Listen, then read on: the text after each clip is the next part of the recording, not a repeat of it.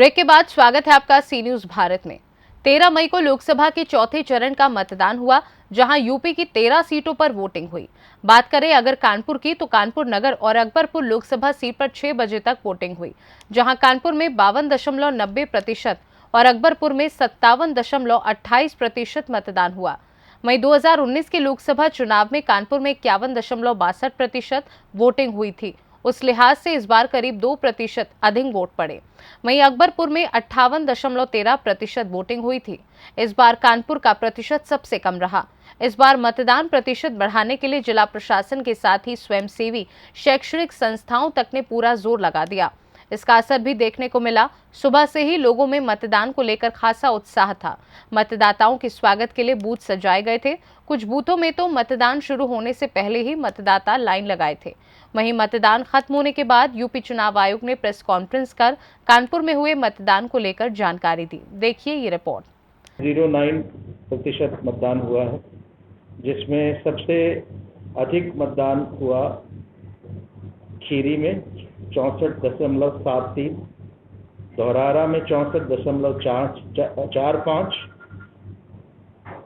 सीतापुर में 61.91%, कन्नौज में 61%, और जो सबसे कम मतदान हुआ है वो कानपुर में 53.06, शाहजहांपुर में 53.24,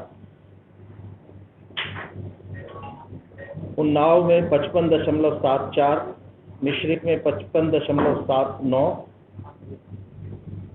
इटावा में 56.38,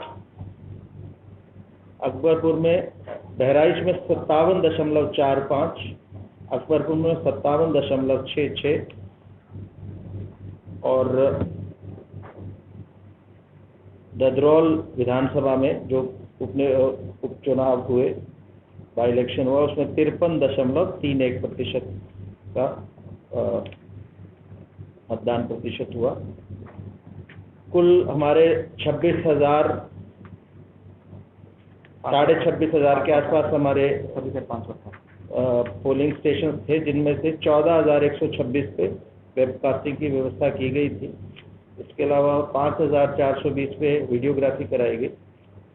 चौथे चरण में जो पोस्टल बैलेट से मतदान दिया गया, जिसमें 85 वर्ष से अधिक आयु के मतदाता, दिव्यांग मतदाता, अनिवार्य सेवाओं में रत मतदाता और मतदान कार्मिक, इन चारों श्रेणियों के जो मतदान हुआ पोस्टल बैलेट, वो 35,045 हुआ था।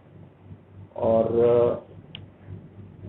इनको जब पोस्टल बैलेट की व्यवस्था मतदान के दिन से पहले ही संपन्न करा ली गई थी। इसके अलावा कुल 34,189 सेवा मतदाताओं को, जो सर्विस वोटर्स हैं, उनको भी इलेक्ट्रॉनिक माध्यम से पोस्टल बैलेट ट्रांसमिट किया गया है, और इनके वोट डाक सेवा से 4 जून तक आते रहते हैं, तो वो फिगर धीरे धीरे बढ़ता है।